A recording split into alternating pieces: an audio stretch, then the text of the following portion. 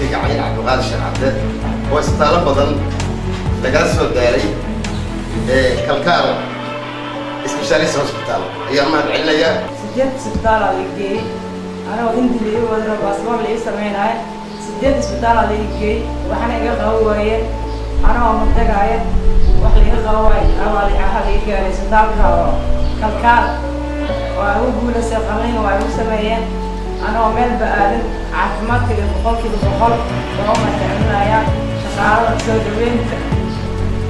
waxay khaatir joogto garoole sida saacada hadda caafimaadka taan waa waxaan nimid isbitaalkan oo la yiri mataqaana aad ugu wanaagsan yahay la yiri kalkaal specialist hospital lambar baan gooyay dhaqaatiir hore ku wareertay oo macnaha oo aad iyo aad u jaawareernay waxa la saaray qalab casri ah isla markaas waxa la tusay hore waxa la yiri dhagax baa ku jira dawo dhagaxan ku daldalaynay qara iyo waxa saareynay waxaan islaayeen hadda mataqaana qaro iyo mataqaana wuxuu furi doonaa mataqaana dhagax iyo burbur doona iyo dawo dhagax burbur ما نقول عنو كواها هاي هنا عنو هاي قفصين على وجه اللاعب قفصين مرتي وجه اللاعب استحرد ماشي ما لا أفكر كمان تجاي حتى عرض الوجه الدار هذا الحمد لله عم بشتغل من جواي الحمد لله بقى بقى فيقول استاذ هذا هو مسير رجع ما نقول قفصين هي الله تصيد عنك الدنيا أو دلعي مركان أركيسي أمرجنسية قلين بالوسمي قلين كاسي وحو قاطي مدو 3 ساعة iyo 15 daqiiqo waa lagu guuleystay dhaqaatiirtan ugu guuleysteen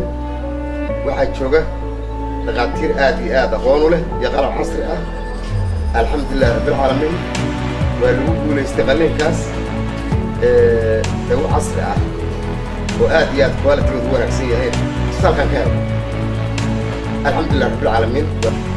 saakay ayaan mataqaana ka saari doonaa iyadoo carigeeda ku socota ayna cabdulqaadir shacabke waxaa baaqatay kharash badan oo aan ugu talagalnay hindiya inaan u qaadno xataa rubac ma bixin lacagtii dhaqaalihii aan ugu talagalay inay halkaas mataqaana marka waxaan ugu baaqayaa dadka cudurradaan oo kala qaba ama kuwa lamid inay tagaan isbitaalkan la yidhaahdo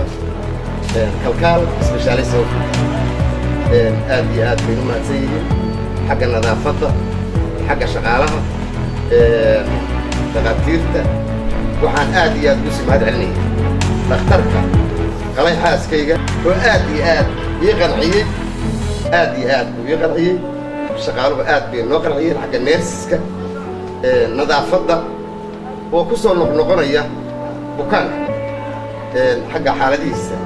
si degdegana loola socdo meelaha qaarkood waxaan kusoo arkay iyadoo bukaanka inta la jiifiyo aan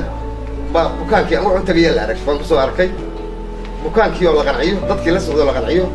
ayaan la kulannay waxaan u mahad celinayaa shaqaalaha madaxda maamulka isbitaalkan